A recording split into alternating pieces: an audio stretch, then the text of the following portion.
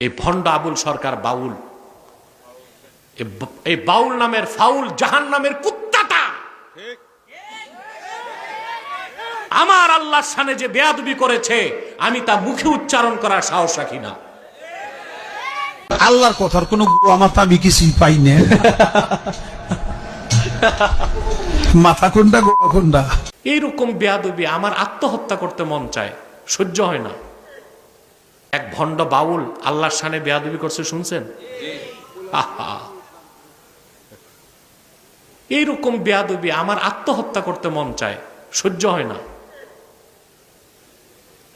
কিছু করতে পারি না, এই ব্যথায় আত্মহত্যা করতে মন চায়। যদি আমার আত্মহত্যা জায়েজ হলে আমি আত্মহত্যা করতাম, কিন্তু আল্লাহ তার রাসূলের শানে বেয়াদবির কথাটা শুনতেও বেয়াদবির কোনো কথা আমার বরদাস্ত হয় না। এই ভণ্ড আবুল সরকার বাউল, এই বাউল নামের ফাউল জাহান্নামের কুত্তাটা আমার আল্লাহর সামনে যে বেয়াদবি করেছে আমি তা মুখে উচ্চারণ করার সাহস রাখি না। আপনার তার ফাঁসি চান? আমরা তার ফাঁসি চাই। ভণ্ড ফরহাদ মজহার, ও আস্তিক কি নাস্তিক আমি জানি না, তবে ফরহাদ মজহার মুসলমান না, কাফের। সে হুমকি দেয় আবুল রে গ্রেফতার করা মানে আমাকে গ্রেফতার করা। বেটা ফরহাদ, তুমি কোন বাংলাদেশে? তোমারে গ্রেফতার করলে কে কি করবে বাংলাদেশে? বাড়াবাড়ি ছেড়ে দাও। ভণ্ড বুদ্ধিজীবী ফরহাদ মজহার, তৌহিদি জনতা তোমাকেও রাজপথে পেলে কোদাল দিয়া দাড়িগুলো চাইছা জুতা পেটা করে বাংলাদেশ থেকে বের করে দিবে তোমাকে।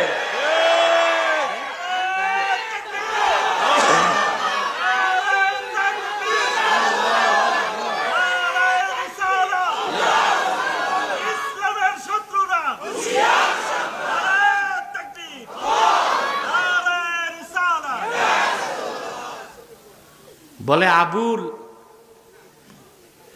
জুলাই আন্দোলনে আমাদের পক্ষে ছিল, জুলাই আন্দোলনের পক্ষে ছিল তো ছিল, তো সমস্যা কি? জুলাই আন্দোলন কি করে সব মুসলমান হয়ে গেছে?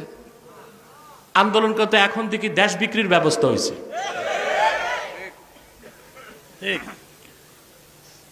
আল্লাহর শানে এত বড় বেয়াদবি, তাকে তো প্রকাশ্যে তাকে করা জায়েজ, ভণ্ড বাউলকে।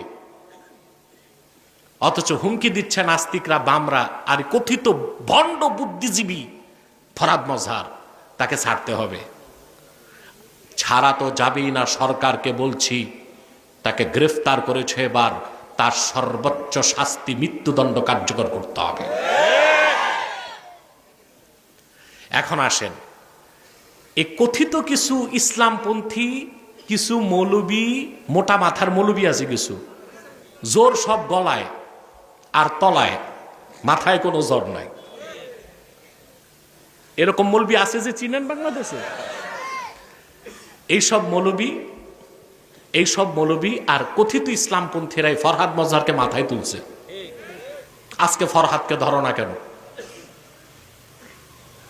আমরা আমাদের চরিত্রকে ঠিক রেখেছি, আমরা শাহরিয়ার কবিরের মতো নাস্তিক কাফেরকে পরাস্ত করেছি, ভারতের দালাল হিসেবে তাকে বয়কট করতে বলেছি, জাতি তা শুনেছে। কিন্তু তোমরা ফরহাদের বিরুদ্ধে কথা বলো না মৌলবীরা, কেন জানি? ফরহাদ হচ্ছে আমেরিকার সিআইএর এজেন্ট। তোমরা তো তোমাদের আব্বাকে খেপাইবা না জানি, তো ক্ষমতায় যাবা কেমন?